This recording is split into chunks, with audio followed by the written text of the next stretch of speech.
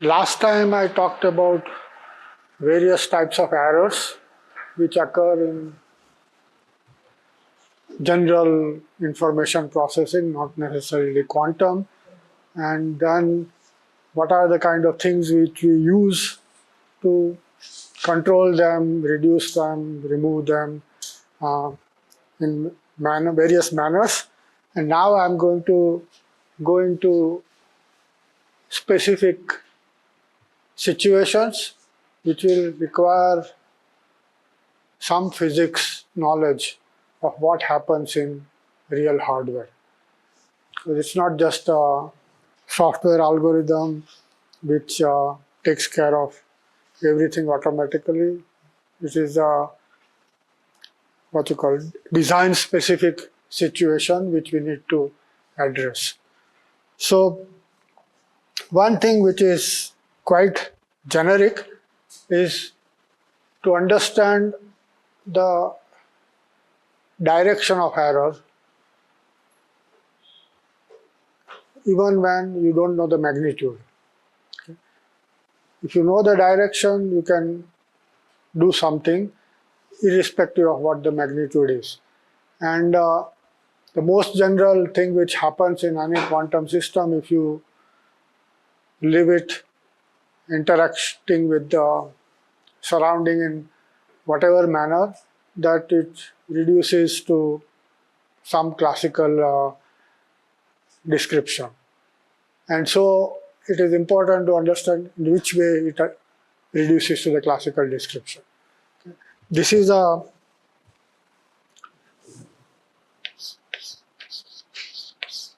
question of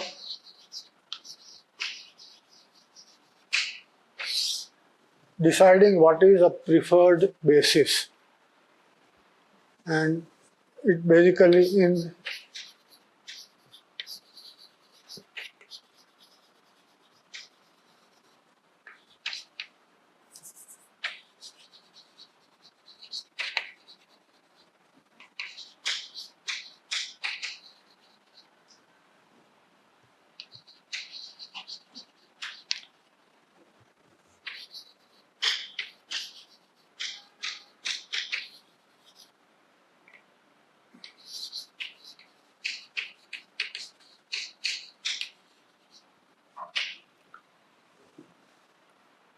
what happens to the quantum dynamics. We know it kind of decays and becomes unobservable in general.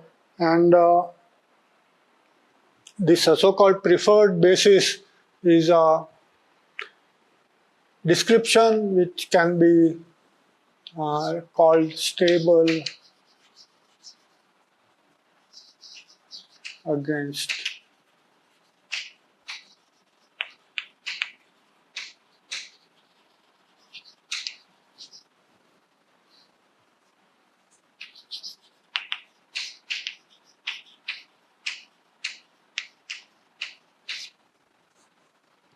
just leave it alone after some time and it settles down somewhere.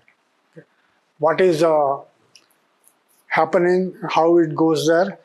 Of course, we have models to describe this process, and as much as you can understand the ingredients which go inside, it is useful. So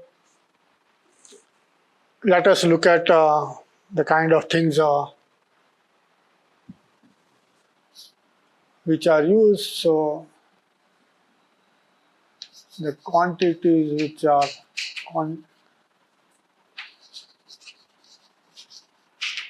often used for these descriptions are called master equations. I'm not going to go into details of the master equation, but give some general features.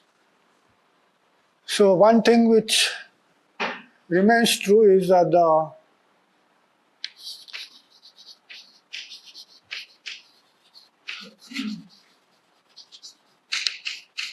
there are certain quantities which are conserved, both in classical physics and in quantum physics, and they will remain in whatever manner. You can't change them. So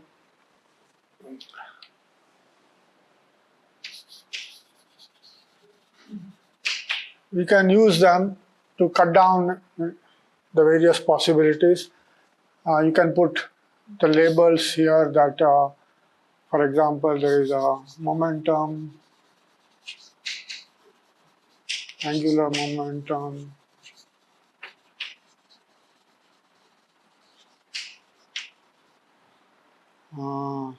particle numbers, etc. You can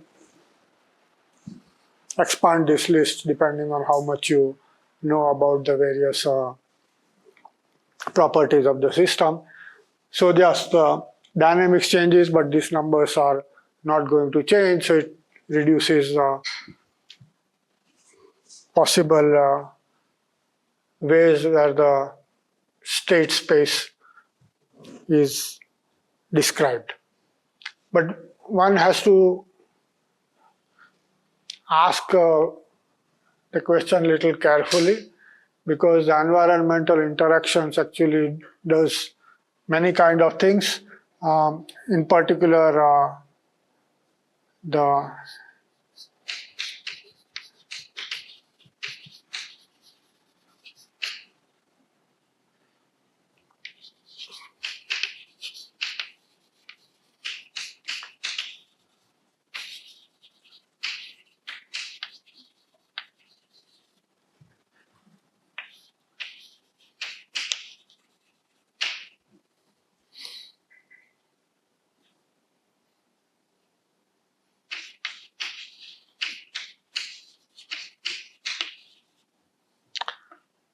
there will be many dynamical properties which will be exchanged with the environment, and if that is so, then you have to pay a little bit more attention to what you call conserved law. And for example, if it is a thermal bath, it exchanges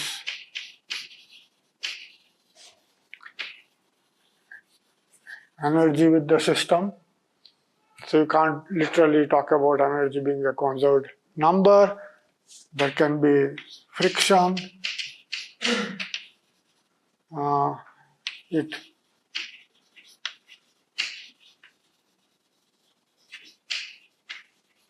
It will damp momentum, and you cannot then talk about momentum being a conserved quantity. All those things are there. Then you have to include the environmental contribution as part of the description, because they will not literally be interpreted as constant. So you have to watch out for such things, but this preferred basis is a important concept, and it is used in many senses in understanding the reduction of the quantum system to the classical level. There is a very general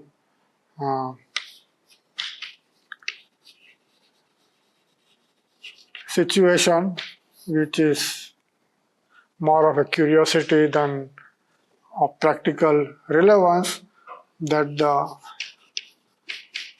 interaction which is not part of the quantum physics, it gives a specific direction for this basis, and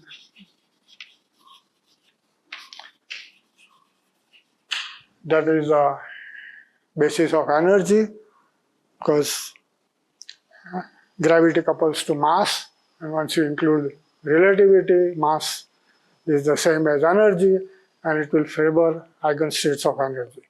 The problem with taking the energy basis as a generic feature is that gravitational interaction is too weak to be relevant at the quantum scale.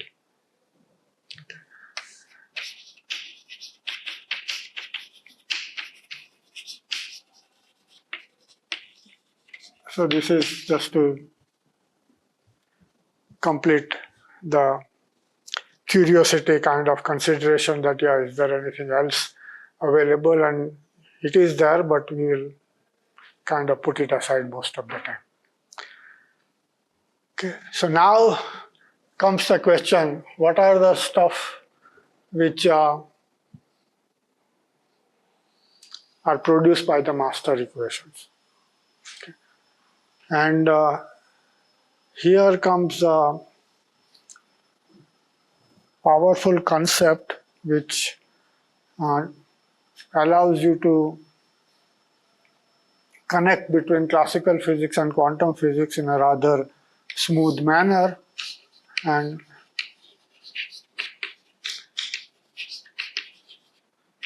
that concept is of coherent states. They smoothly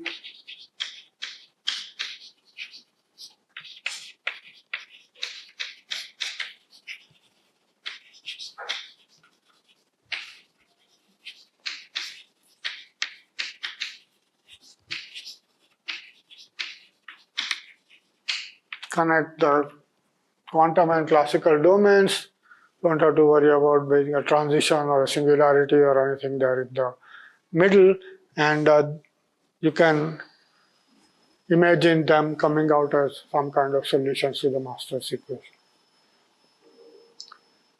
Of course, these are not the states, eigenstates of the Hamiltonian. They are defined differently, and the definition is at the heart of why it can smoothly connect these two regions. And because of this nice property, even if you start with the, say, a state which is some eigenstate of Hamiltonian, if you want to study its evolution, you are better suited to do that if you write it in the coherent state basis. Why this thing occurs is there are kind of deep connections with properties of the structure of the Hilbert space, or just if you want to say the property of the density matrix. So, and that property is that density matrix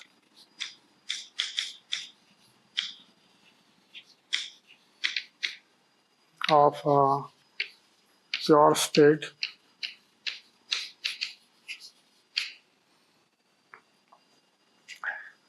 is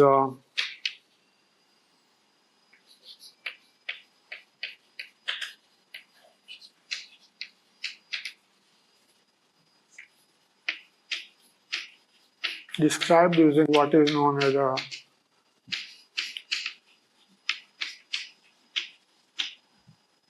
symplectic structure.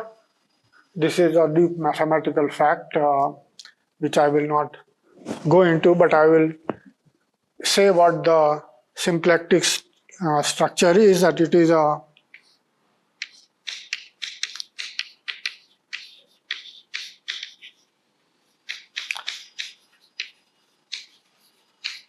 structure of phase space in classical physics with what are called the conjugate coordinates.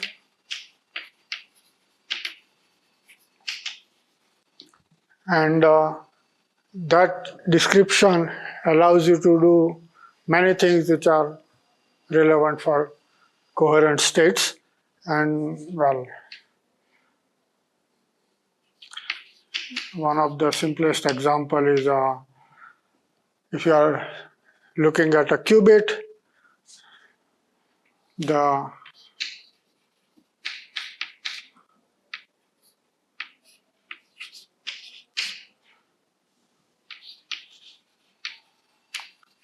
space, as we know, is the block sphere, and it has two conjugate coordinates. One is cosine theta and another is phi. And the measure is the cross product between the two on the surface of the block sphere. In a more common description, the conjugate coordinates are things like position and momentum. But you can define it in any type of density metric space. It is always possible. And once you realize this structure, then the conjugate coordinates automatically allows you to define state with minimum uncertainty according to the standard prescription of quantum mechanics. And these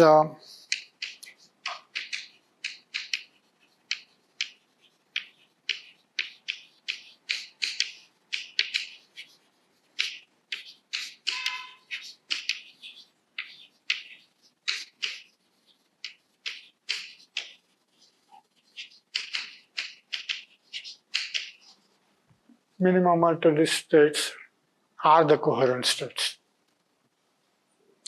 And if you want to say that they are just uncertainty principle is there, so it's not a point, it's a region. If you want to call it a distribution in this symplectic space, it's fine. It's not a single point. And you can ask, what is the minimum uncertainty? Given by the Planck's constant. There is nothing else. That is where quantum mechanics comes in, but it is not a single point which will have zero uncertainty. And this is inherent in the description of quantum physics, and it allows you to construct the smooth connection between quantum and classical domain. And one can now ask, how many such coherent states I can construct? Well, the number is infinite. It's not a countable number, but it can be described in terms of whatever the coordinates are there. So this coherent state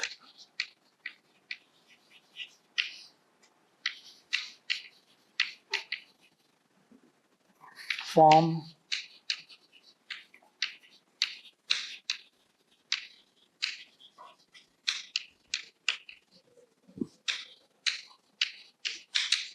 what is known as a over-complete basis. Complete means that any state I can decompose into coherent states, but over-complete is there are too many of them. And it's not a simple structure like orthogonal basis where there will be a unique decomposition. That is not true. There are many ways of constructing them, but it can decompose in this, and then you can ask that, yeah, now I'm going to include the environmental disturbance, and if I have constructed this coherent state decomposition, see how they evolve. And they evolve in a rather straightforward manner. And because of all the things I stated, they have nice classical properties that you can specify them in detail without worrying about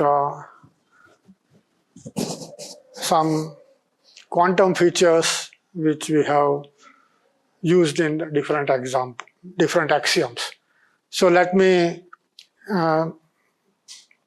give some illustrations of that. For example, for bosons,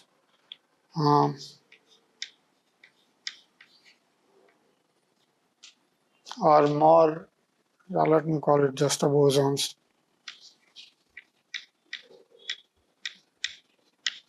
In particular, photons is probably a simpler thing to talk about.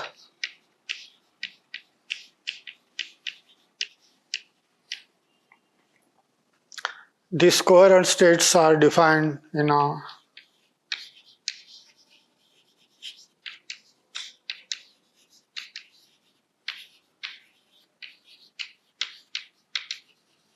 so-called Fock space, which is the space given number of photons in a particular mode. It's just excitations of various harmonic level, and they are eigenstates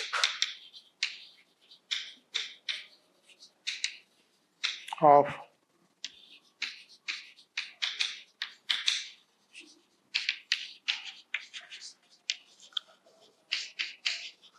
the annihilation operator.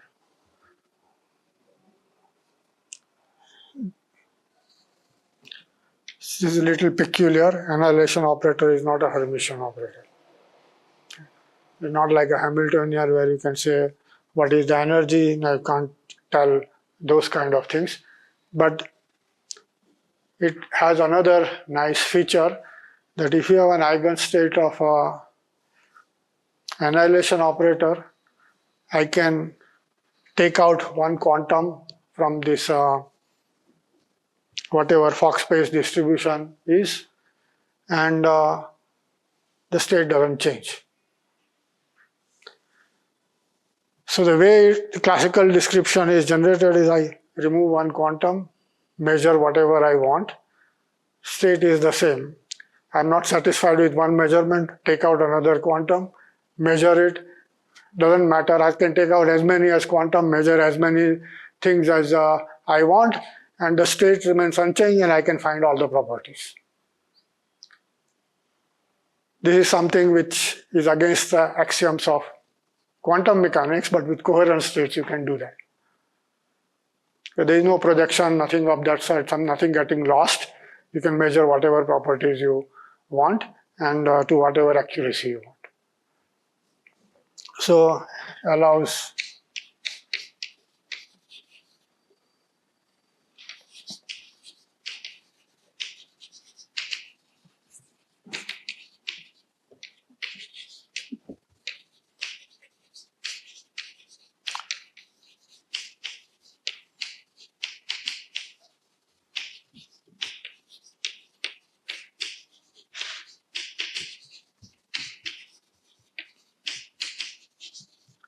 and that is exactly what we want from a classical description. I have a state with all the properties listed, they can be measured, nothing happens to the state. Coherent states are coherent states are themselves expanded in universe state basis. They are distributions in the so-called phase space, symplectic space. You write it for a photon, you can write what I call quadrature coordinates. We'll call it well, radial direction is the intensity and the angular direction is the phase. It's a complex number because this is not a Hermitian operator. So you can find a eigenstate of an annihilation operator. It will be some distribution in a complex space. What is the size of the distribution? Well, it will be governed by Planck's constant. It's a minimum uncertainty. But it can be anywhere in the complex plane, which will become the label of which eigenstate of annihilation operator you are talking about. And there are as many states as values of complex coordinates. It's infinite.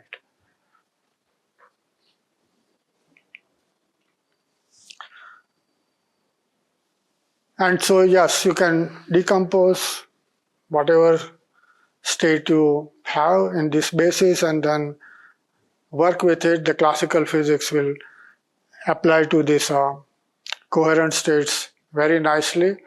And you can say that the whatever dynamics is driving this coherent state in a particular direction. Yeah. So this is something which you saw in some other course in some other manner, but it's a reinterpretation of the ideas which is important. And you can ask how the classical physics emerges is that this is a distribution, so it's not a eigenstate, but you can consider this quantity like what is relative uncertainty in, say, energy, and if you take the limit of state with large energy, this will go to 0. That is why we can talk about the asymptotic states as being occupied with certain energy. The width is there, but it is so small, so we can ignore it. You can now also ask, this is a harmonic oscillator and there was a extra degrees of freedom, which is the particle number in the Fock space. Can you do it for spins? The answer is yes. You can define coherent state as well. The phase space is this, and you can say that I can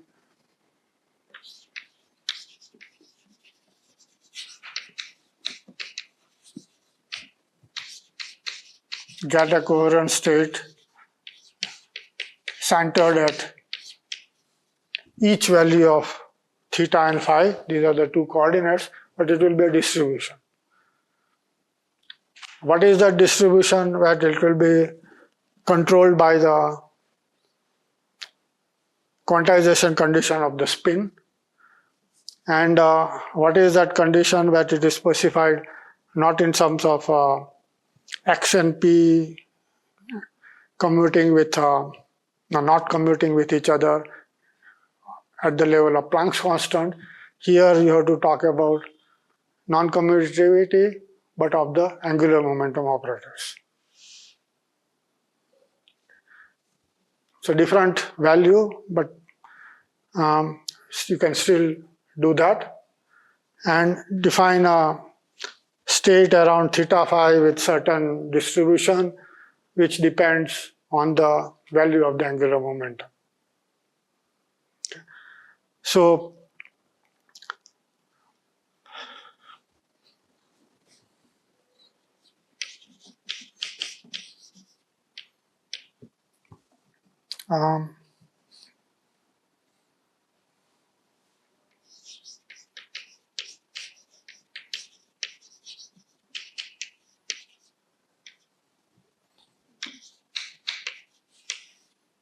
you can define a similar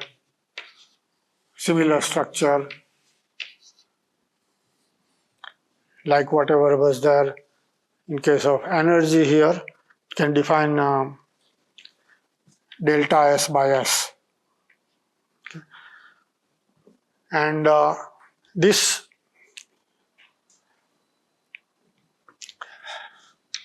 has again a similar structure that if I make the angular momentum large, then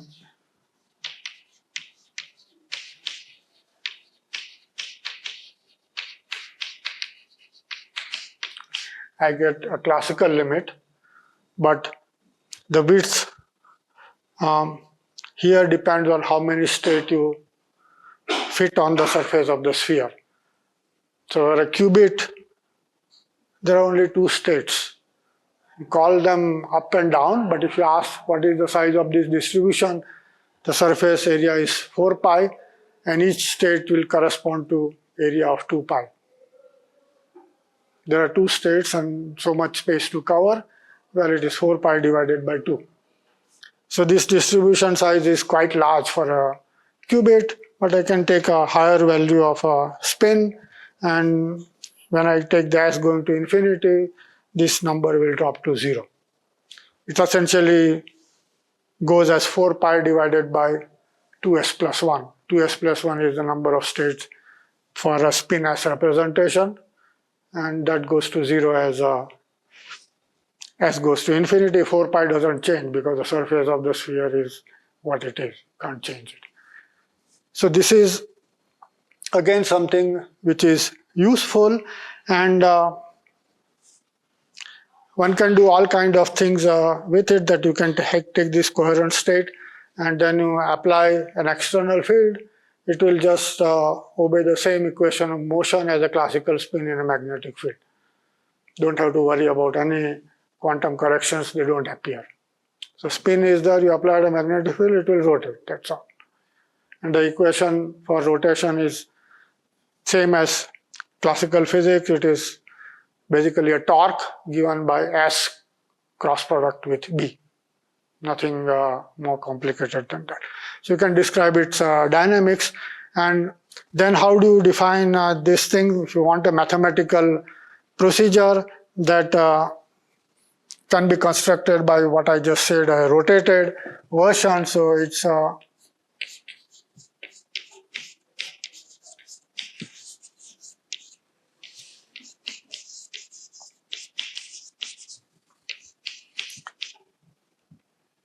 rotated version of one of the eigenstate which you can take as a reference.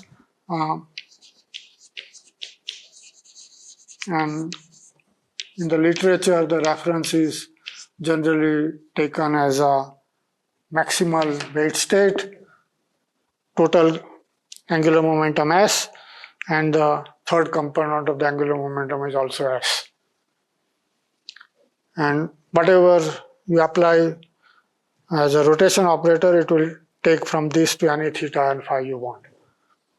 So this description also exists, and the point of going through all this illustration is to say that you can have a understanding of going from quantum feature to classical description, and that is useful in understanding what the error dynamics is going to do, because most of the time we don't know the details of the environment, we don't know the equations which will result from all kind of collisions or scattering or whatever else you want to think about. But this is a generic description, and it helps you understanding the direction of the error, even though you don't know the magnitude. And that is the crucial point, that how much you can now do if you know the direction. Okay, so that now is a subject of quantum control and error mitigation.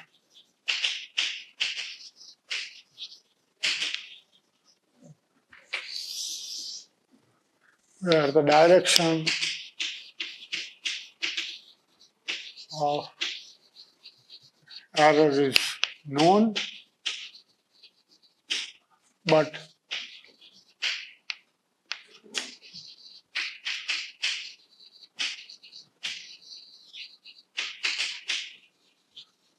not the magnitude. And this is in some sense analogous to knowing some kind of systematic error, which I described last time. You know in which direction is going, you apply some inverse transformation to control it. Now you have to design those appropriate inverse transformations.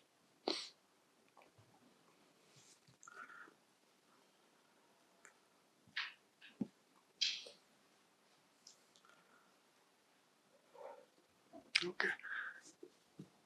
So now I have to go to simple examples. Many of the techniques are present in the classical control theory, but they have to be now converted to the quantum language. And control theory is heavily studied in all kind of classical dynamics, linear, non-linear, whatever forced features, everything can appear, and then there are counter techniques to stabilize the system. That's essentially the point. And it's a very important part of engineering design.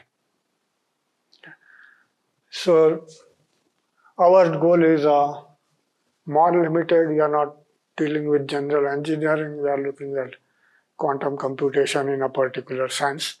But yes, those things apply.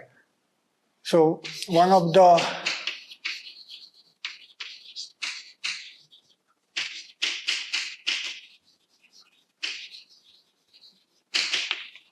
idea is that of what is called Richardson extrapolation, and it essentially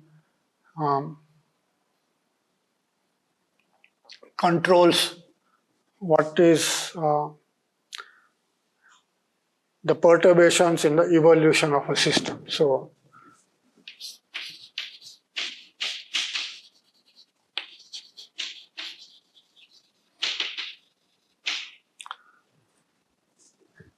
you are given some initial point and you are given the Hamiltonian, which will say that it will evolve in some particular manner, except that the Hamiltonian contains errors. So what do you do? So the assumption over here is rather simple, and what it does is the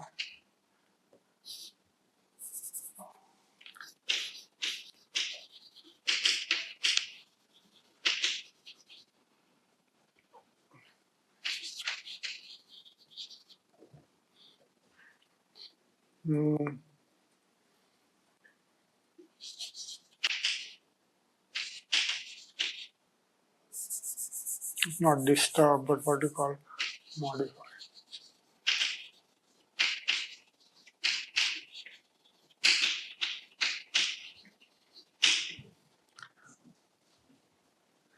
The trajectory in the presence of a zero error is not the same as in presence of a non-zero error. So what you do is you still assume that whatever error is there, it's kind of common in the sense that you can repeat the experiment many times and the same kind of modification will keep on occurring, except that you don't know the magnitude of the modification. So what is done is you evolve, this is a strategy.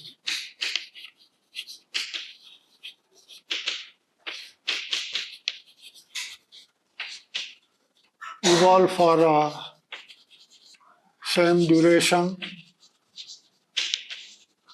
with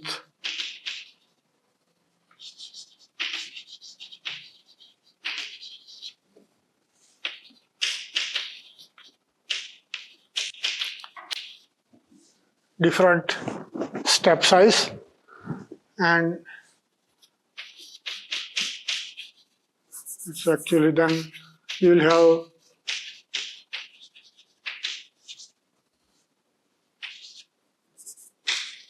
many different results, each correspond to evolution for the same duration, but the size is different, and you extrapolate.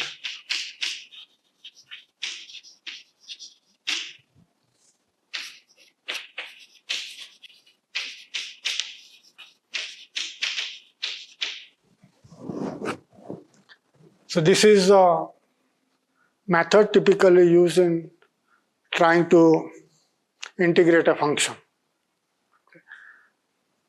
The exact integral is the continuous one, but you are going to evaluate it in some steps by approximating at each step what is increment, and then you apply it many times. But the error which comes in is because you converted a continuous evolution to a discrete step. There will be some error, and that error will depend on the discretization interval. I will measure it for different values of the discretization interval and then extrapolate it to 0 by just using a polynomial fit on multiple values. Okay. So that is what is done in a numerical analysis. Yeah.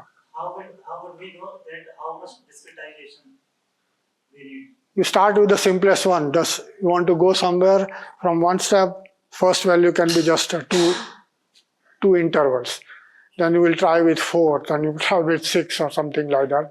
Why I'm using a even number is that is already a improvement or rather optimization of this what you call a symmetric.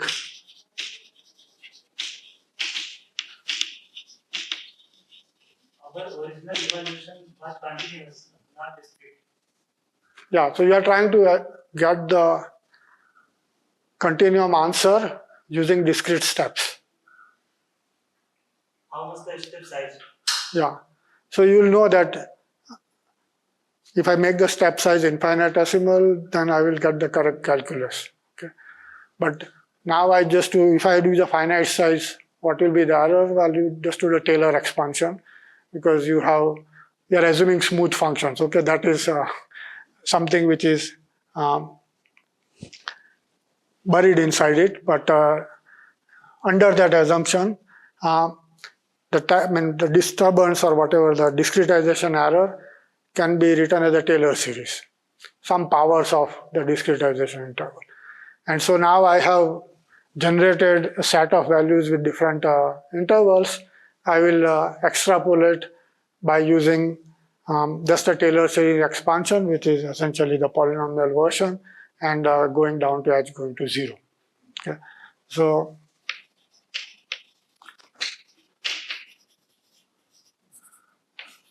even numbers are used, so it allows symmetric integration, so make error even powers of the step size. So the step size is epsilon, you do symmetric integration, it will be epsilon square, epsilon fourth, etc., and that will be extrapolated faster than using all the odd terms in epsilon also.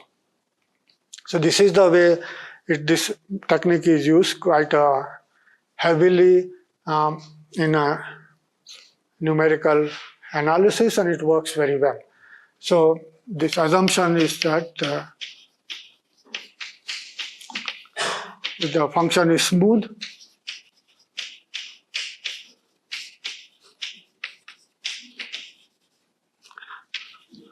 and the region over which you are doing the integration, there is no singularity.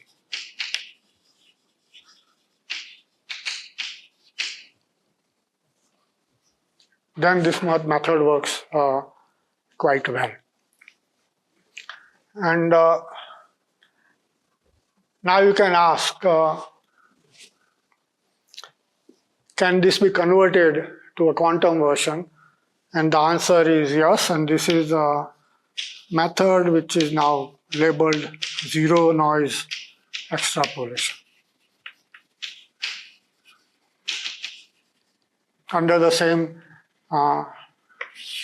type of assumption, the noise is there, but the disturbance it produces is a smooth function without any singularity, and then you can get rid of it by doing an extrapolation in the steps which you take. So now you have to design how are you going to take some evaluation and construct multiple steps with the same answer. Okay, you have to keep the same duration for integration, but the step size is different. So what is done in this particular case is quite simple. So this multiple steps, and this is, I'm just going to do the first step because that is all essentially is done in most of the time.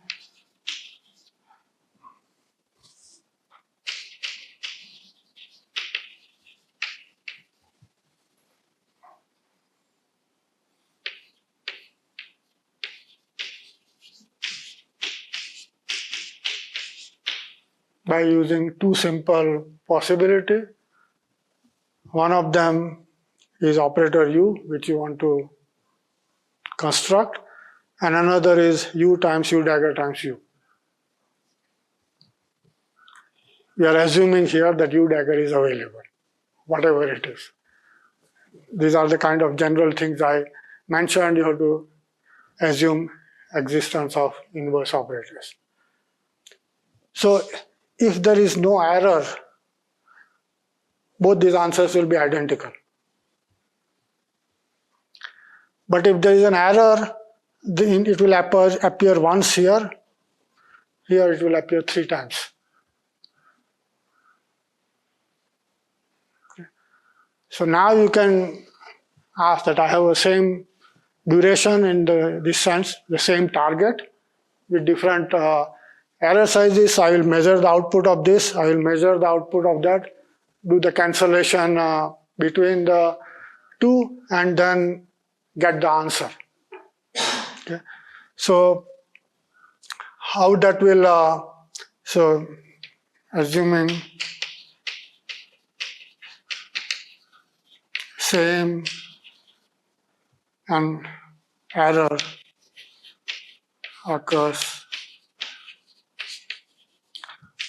for U and U dagger, and of course when you are using it 3 times, you have to assume that these 3 things apply independently, all those kind of buried stuff, etc.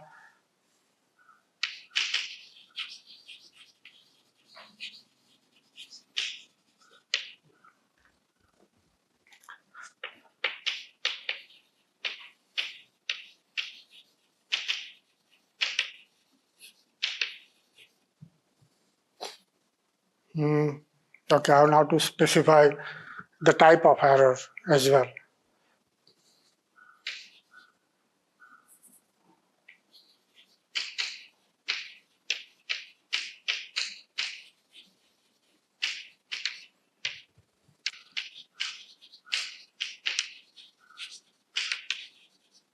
Which is U minus, I have to put some factors in front.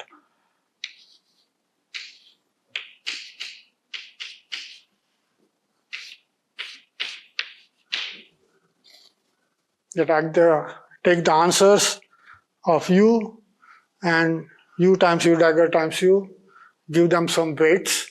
This one has 3, this one has -1, and then these 2 will normalize it. So what happens if this has an error epsilon? This one will have error 3 times epsilon, and this combination will cancel that part. It will go to the next order. Epsilon square will, if there is something is there, it will remain, but it will be pushed to the next order. And the thing which you are assuming here is that error in U is assumed to be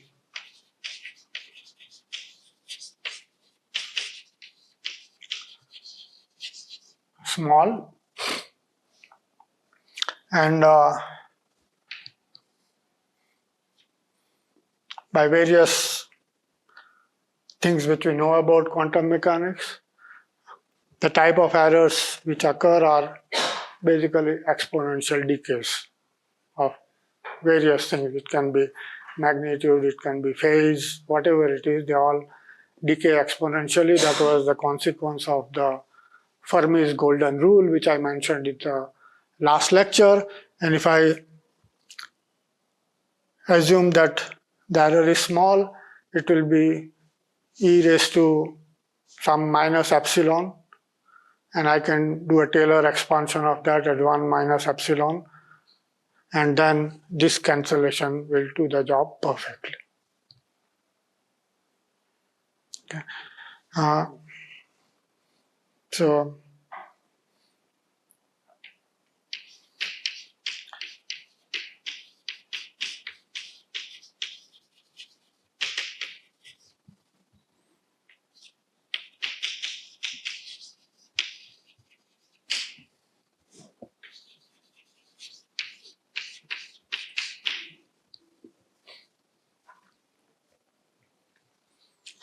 So the results will be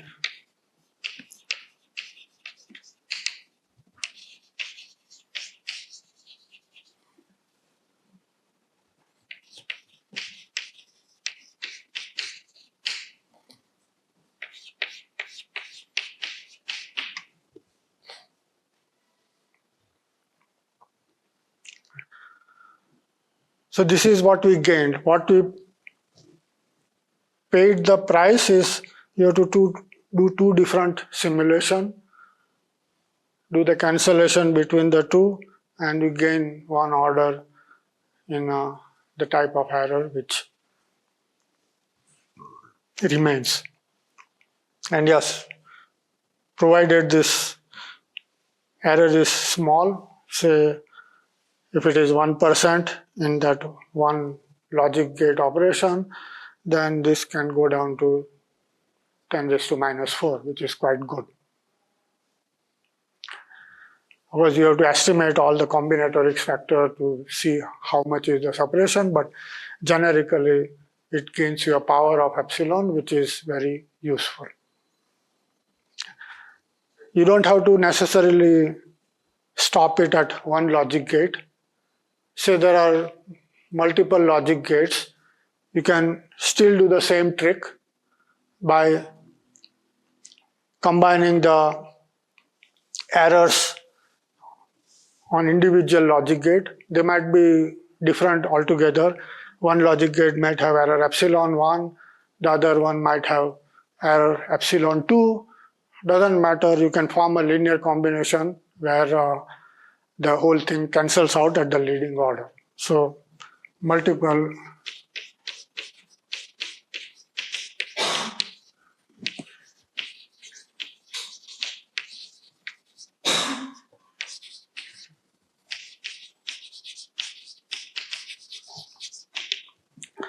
for example, I can write it. So say I have U1 and U2. They have independent errors, something I want to cancel. So what I will do is the same kind of thing, that first I will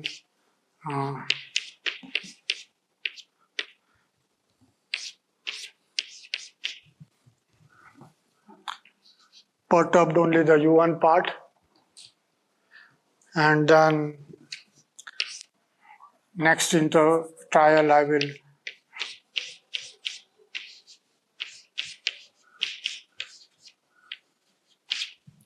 perturb the U2 part, and then I want a cancellation of both of these at the leading order, which will fix the normalization over here. So what is the error here? It will be 3 epsilon 1 times epsilon 2. And this one is epsilon 1 times 3 times epsilon 2. It doesn't matter, it's because it's a leading order, it's all linear. So you cancel all of those things together. Epsilon 1 and epsilon 2 are over there, but I'm subtracting twice those things, so I have to put a factor of 6 over here, and then the normalization will make this thing divided by 4.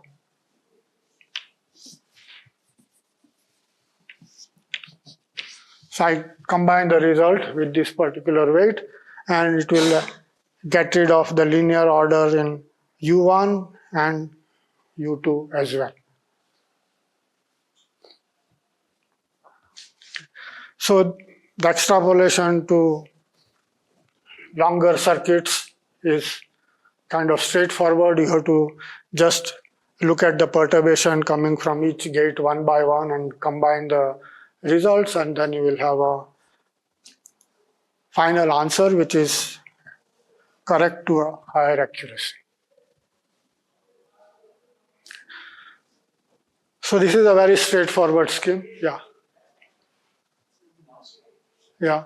So the U1, you will try U1, but U2 has 3 epsilon 1 plus epsilon 2, and the other one has epsilon 1 plus 3 epsilon 2. So should we do 4? Yeah, probably I counted it wrong. So let me just do it a little more carefully. This is 3 epsilon 1 plus epsilon 2. This is epsilon 1 plus 3 times epsilon 2. And to make it 4. Because this is epsilon 1 plus epsilon 2. And 4 will cancel this and this. And then 4 minus 1 and 1, this will become 2. Okay, thanks. You have to work it out. It's not a complicated algebra. Yeah.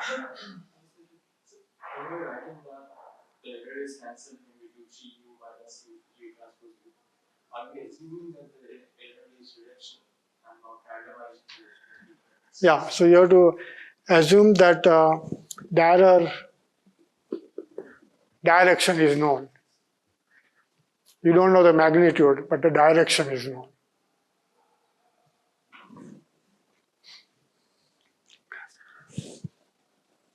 So, how valid is the assumption that the direction of the error remains same even for the inverse operations? Well, there can be more complicated things going on, but this is a simple model that if there is a specific error of this particular type, this scheme will get rid of it. Not get rid of it, put it to a higher order. If there is other type of error available, well, you have to design different technique for that. But this is something which has been now implemented in many of the simulation techniques and many of the kind of routines which are publicly available.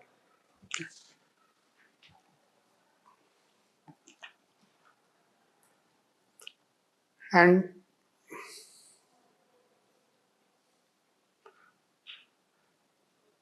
there are versions of this kind of techniques which were explored even earlier, and a lot of them were in the context of NMR simulations. So let me talk about it. It's a related idea, but you are doing a cancellation, a clever cancellation to get rid of unwanted things. So in the NMR language,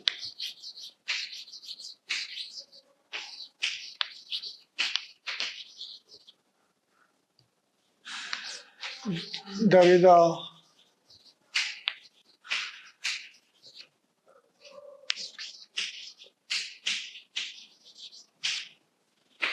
something known as a bang-bang protocol. Okay. And it has been used taking advantage of one particular fact, and also another thing which is not under control. And what is not under control, that the interactions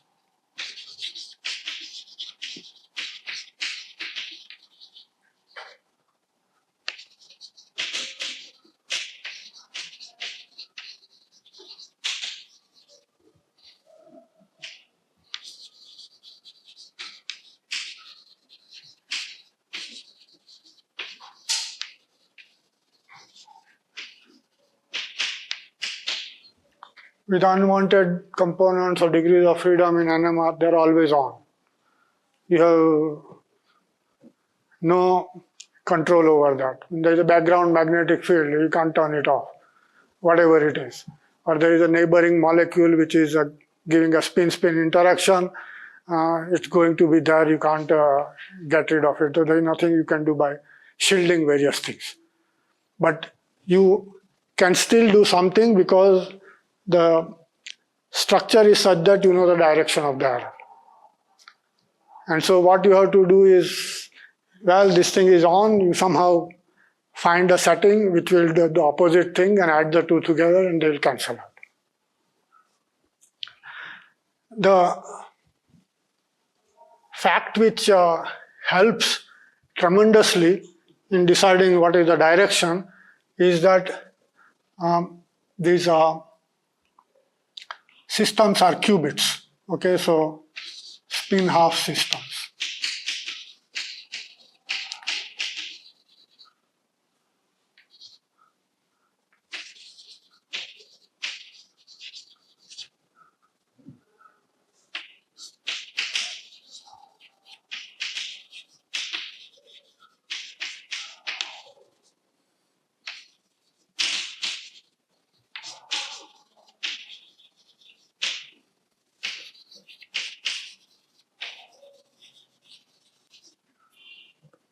They have only linear interaction with the rest of the world. And it's consequence of this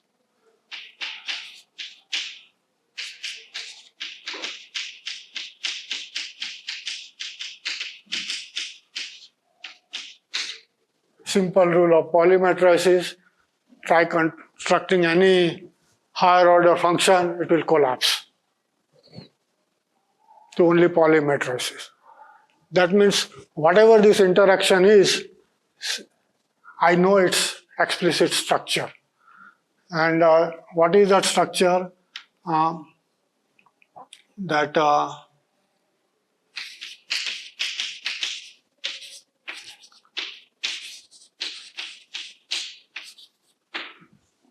it's that value or the degree of freedom of spin dotted with whatever is the rest of the world, some effective field. Nothing else can occur. Even if you don't know what is buried inside that environment, doesn't matter, you call it an effective field.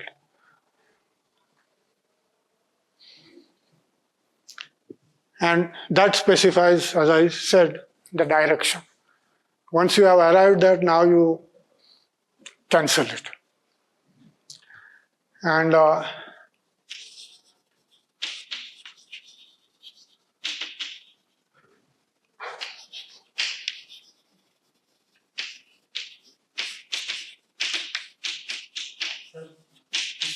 This B effective is a fixed constant or it is variable? Means it is variable with respect to time. no, here it's assumed that whatever is there is always on, It is fixed in time. But to cancel, we need to know the value also. You don't. That's the point.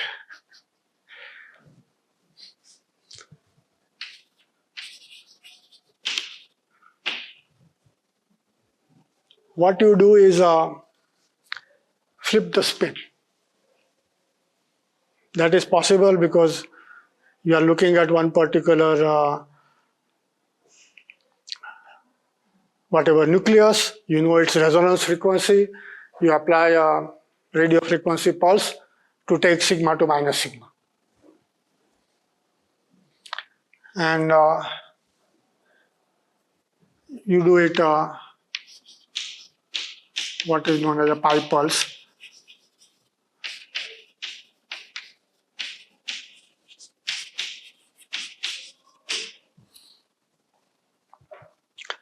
So the way it works is you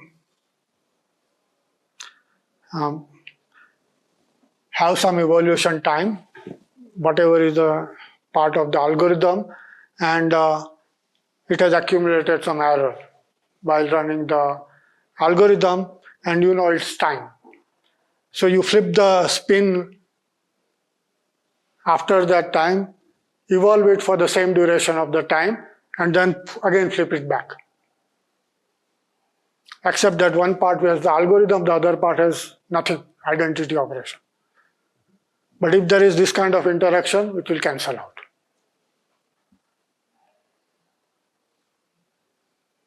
And whatever is generated by algorithm, it will survive. So this is called the bang bang. This would work for any algorithm. This would work for any algorithm. Yeah.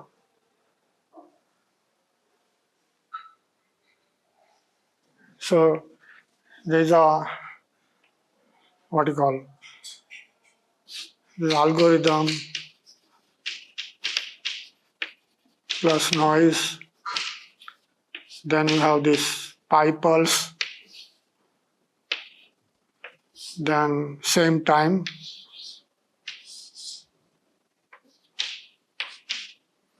and here is only noise and another pi pulse. There is a result.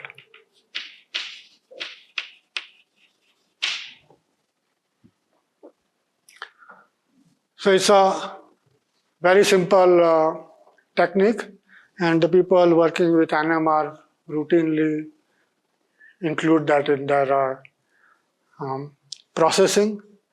It is not necessary that NMR is used only by the people working on quantum algorithms. It is actually much more used in the MRI machines. And there it is far more practical to use this kind of things to improve your signal.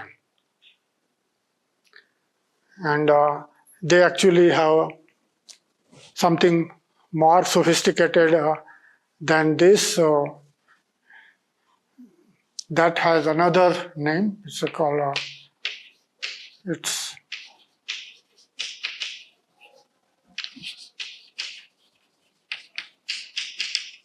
you can do a much better job than just eliminating this background field, and it has a different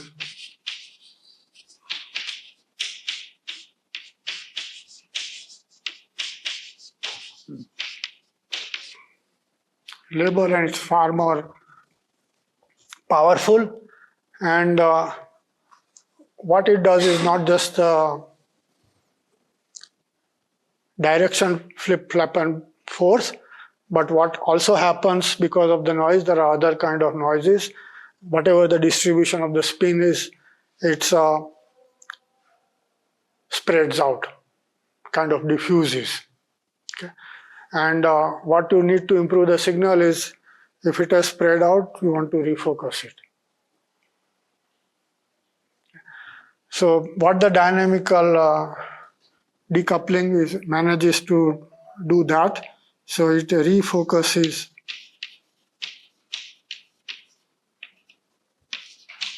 spin distribution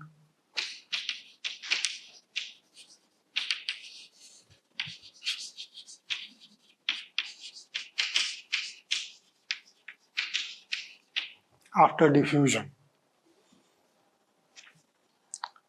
In some sense, the diffusion direction is transverse, and this stuff can be called longitudinal in a sense. And how is it done is another jugglery of this kind. It has a name. Let me point that out.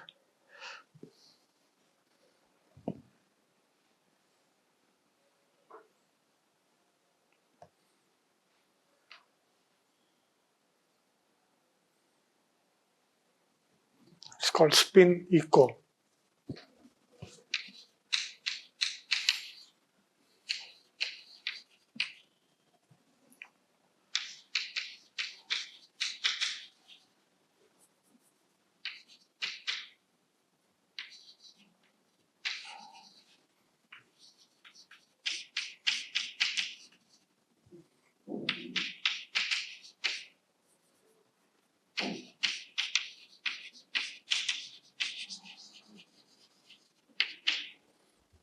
Instantaneous means that these are fast transformation, like here you flip the spin from whatever its direction went to opposite. It can be reasonably quick compared to the rest of the operations, and it arranges generally that the steps between these instantaneous pulses are periodic, but they are time dependent,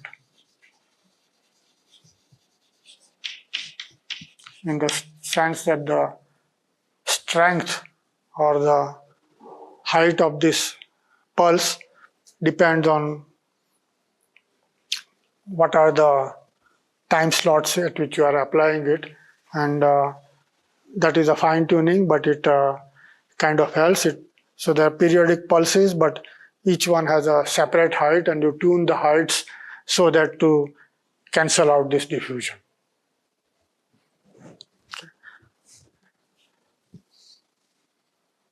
So, Yeah.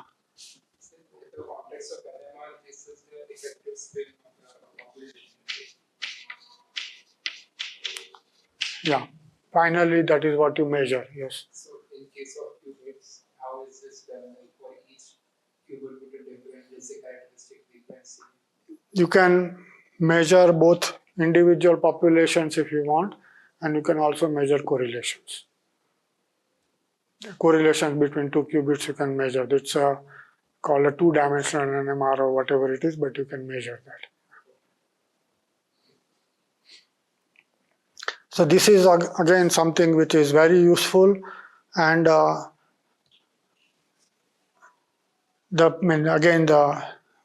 techniques is several decades old. All these things have been worked out analytically.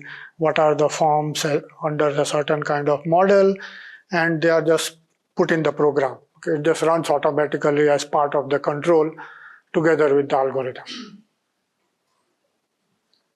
And whatever result comes out, well, that is the best signal you can extract, and you basically use that to make whatever pictures you want to make for the, say, the MRI machines. So this is again something which is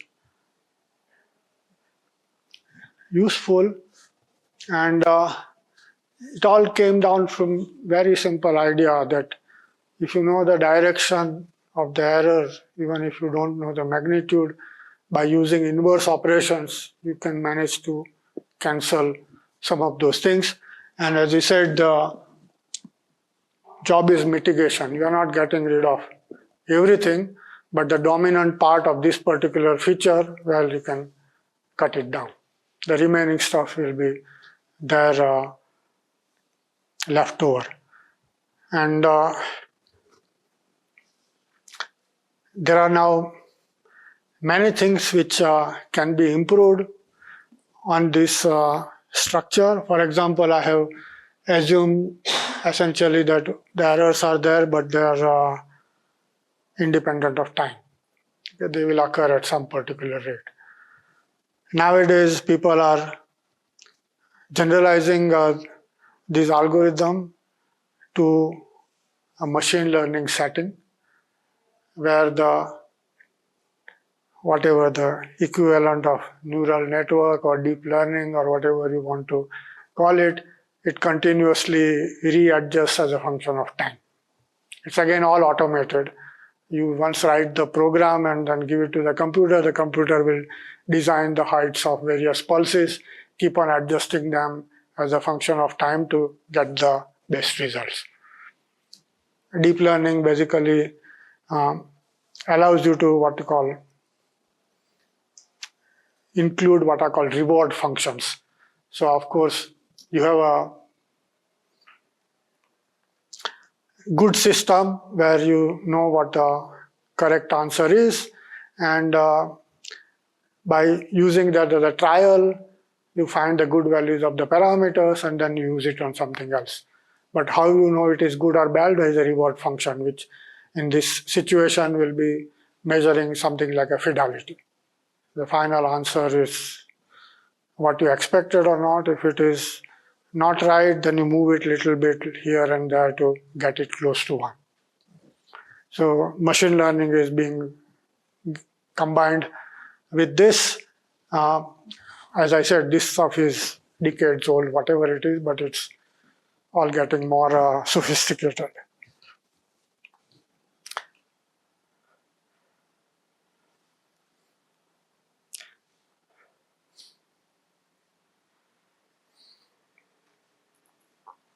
Okay, so now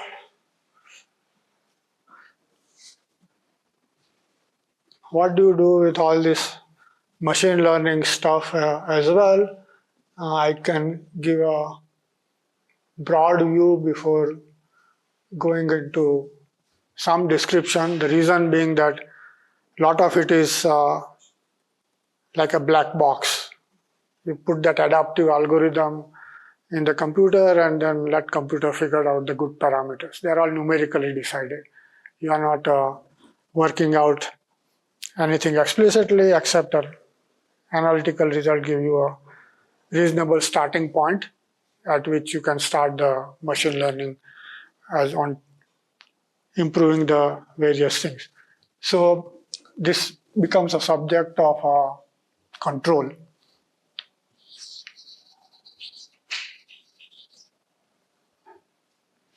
Or rather quantum control.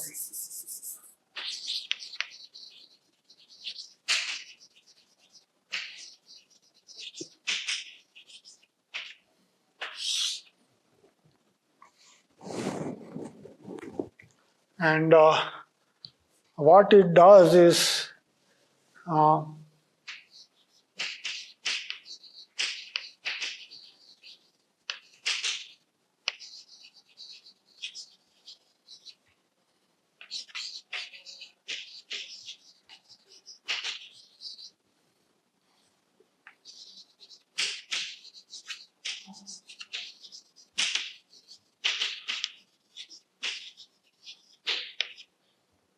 brings in the analog description on top of the digital ones which you already have. This is something I mentioned last time, that don't have to do everything in digital language. The analog description has some advantages. In particular, it allows you to vary various things in a smooth manner, and you are going to adjust all of them. The results will not look like clean, discrete transformation. It doesn't matter. You are automatically giving it to a control program and it will adjust everything to get the results. But there are differences compared to the classical theory, and they can be pointed out.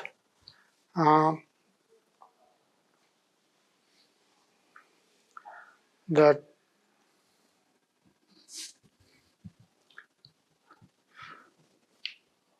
you need to take care of. So one feature which is the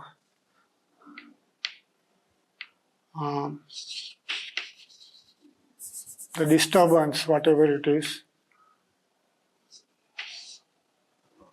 How do I call it, whatever the word, it's appropriate.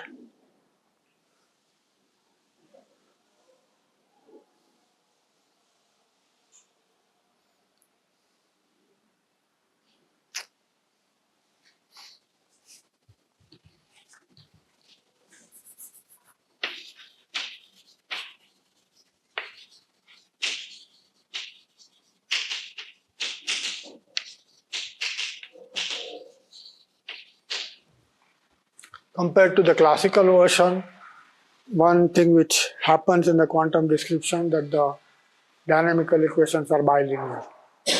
This is because the observables which you look at will have expectation value of some object, but there is psi on one side and another psi on another side. Okay. That's the definition of all expectation values. And so it's a bilinear function of the two. In the classical state, you want to measure something, you operate on the system, and the system occurs only once in that expression. Here, the system occurs twice. And so, yes, you have to now do your algebra appropriately. The second feature, which is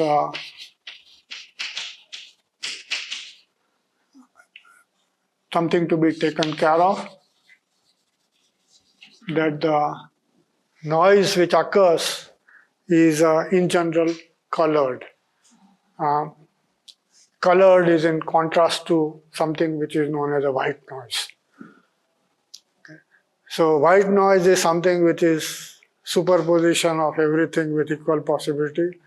All colors occur equally likely. Colored means that it is biased as a function of frequency. And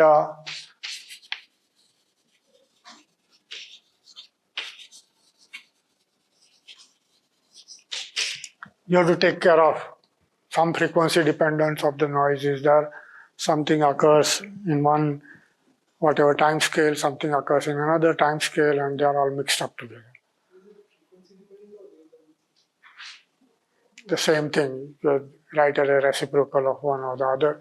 Frequency is commonly used because we talk about everything as a function of time.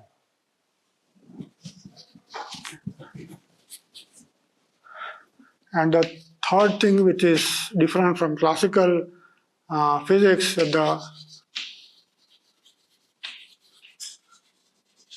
measurement has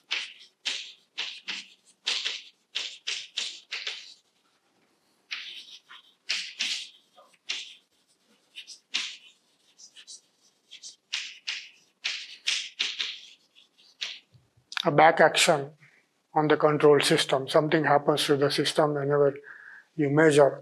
In the strong measurement, it's a projection. You get one of the eigenstate. Here you will be applying various fields in some small amounts. It will not do a strong projection, but it will still do some weak transformation, and that will keep on disturbing the state. That feature is again not there in classical physics, but here you have to take into account that yes, that thing will happen. And with these features, now you can design appropriate system with multiple ingredients, and well, the examples of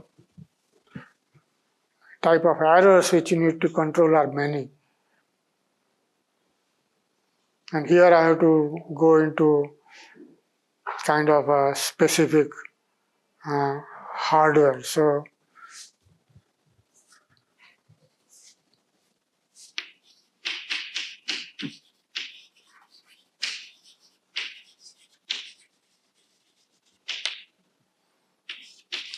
there is something which is called cross-coupling. Cross-coupling means that you are trying to do something on one particular degree of freedom, but unintentionally you are disturbing something else. It's part of the control system because you are sending in some instruction to change something, but the other stuff also get simultaneously affected. Then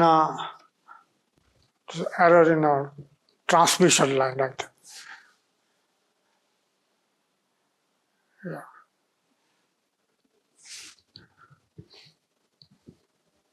There is a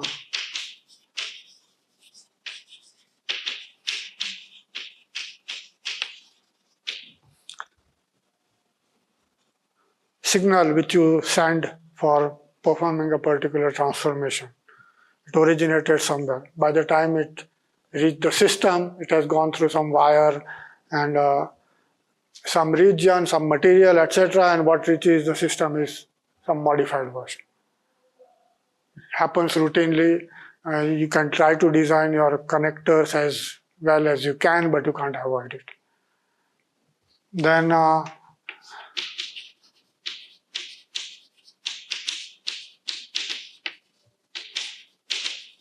the transmission lines which are used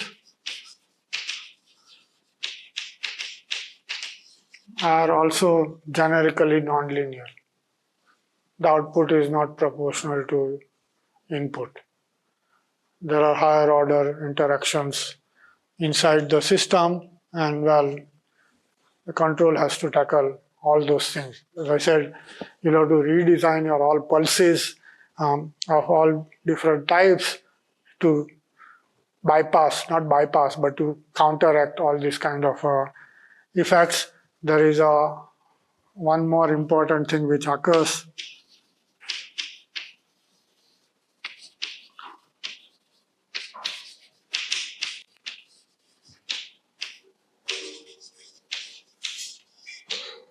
That the state goes out of the Hilbert space of interest. Okay. For example, in this so-called Transmon qubits which are popular, You say I'm looking at the two levels, 0 and 1, but there is another level, and actually there are many. And sometimes between 0 and 1, you are trying to do something, it jumps outside.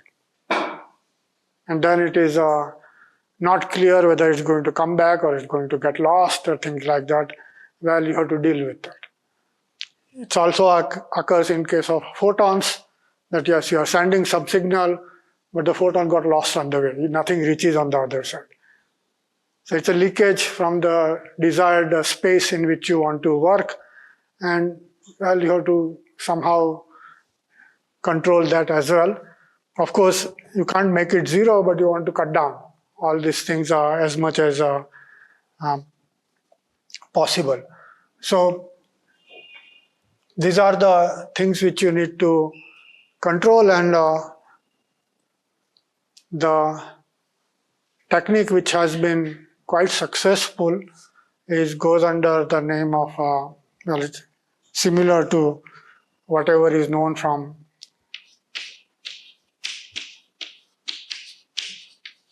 this NMR system. It's called pulse shaping.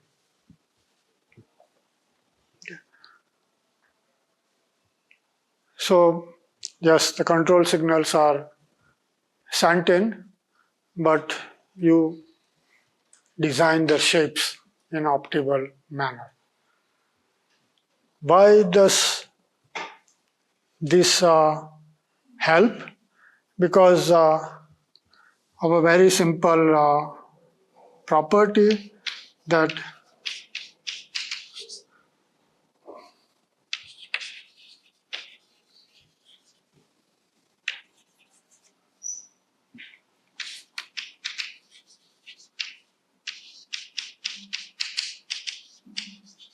if you change the field rapidly, it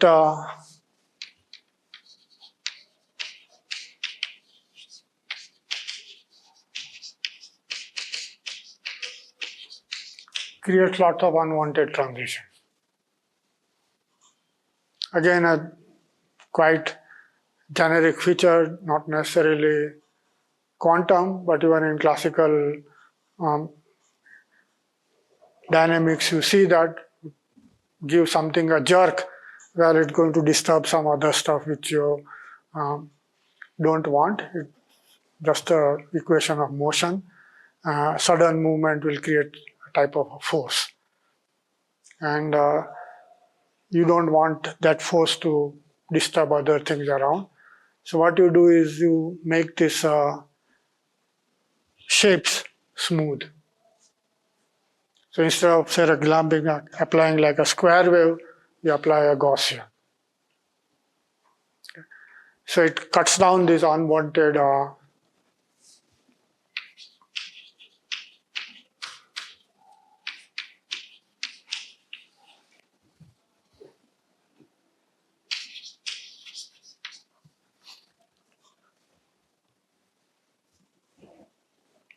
And how do you design these smooth pulses?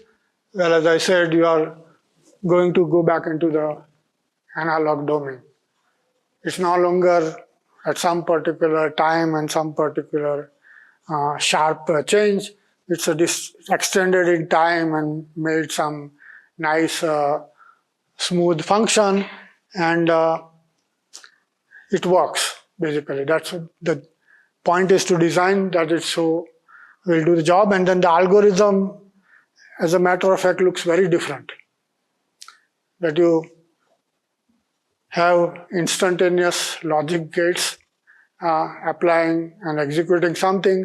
Now you just have some continuous pulses acting at various points in time, and it no longer looks like a sequence of unitary operations. But you say you don't care. As long as the final answer, target answer is the same, we will use it. And this is become a kind of generic techniques. This time evolution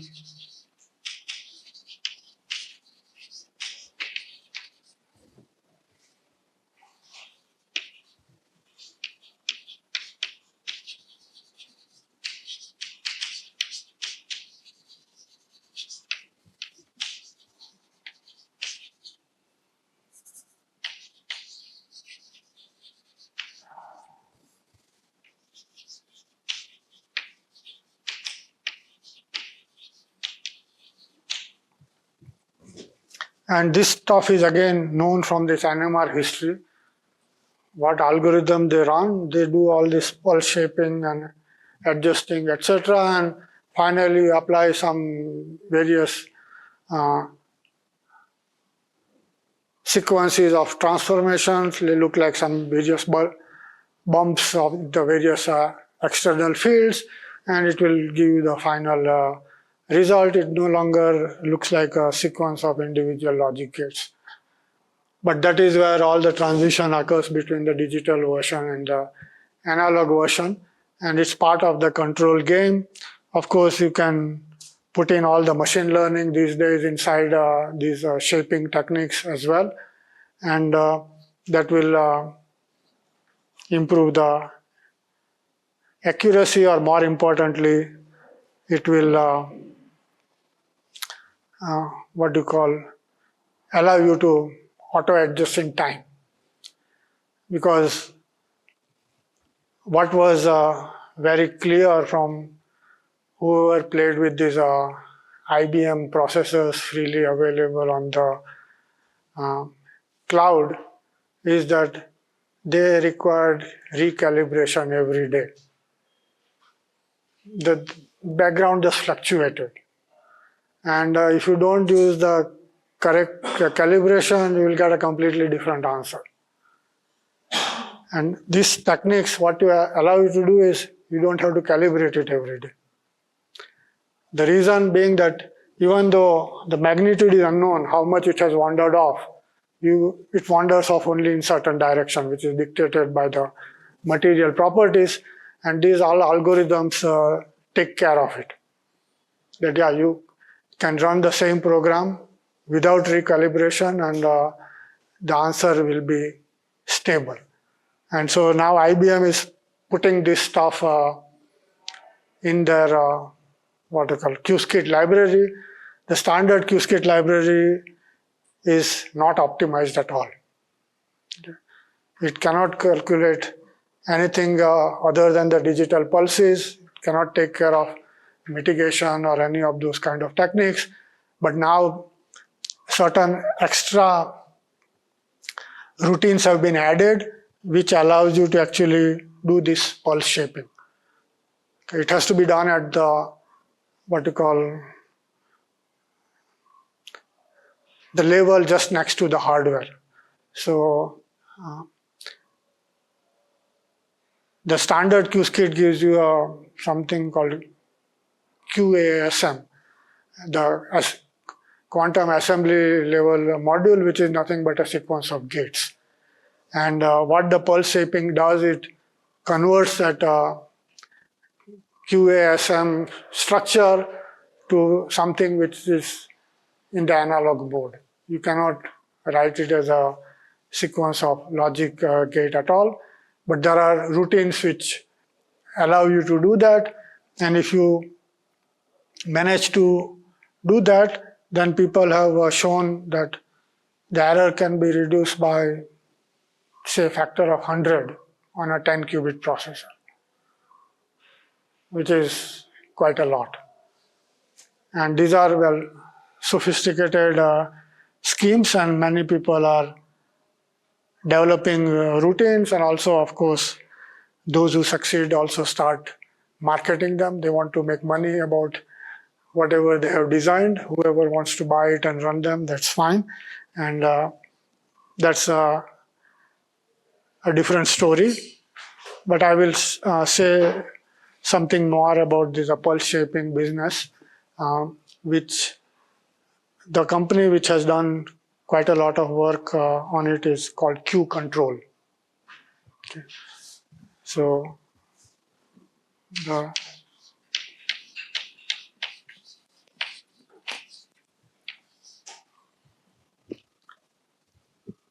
abbreviation is this, and you can look up the website and what they offer, etc. The only thing of interest to us is they have given IISc researchers free allowance to use their library routines up to a certain extent. So if anybody wants to go ahead and investigate the kind of programs developed by Q control for well, simple exercises, whatever it is, it's available free. So it gives you some idea about how well these systems work, but they show explicitly that ordinary Qiskit gives some error. If you use their routines, error is 100 times smaller. So yeah, I will maybe give some details of it next time.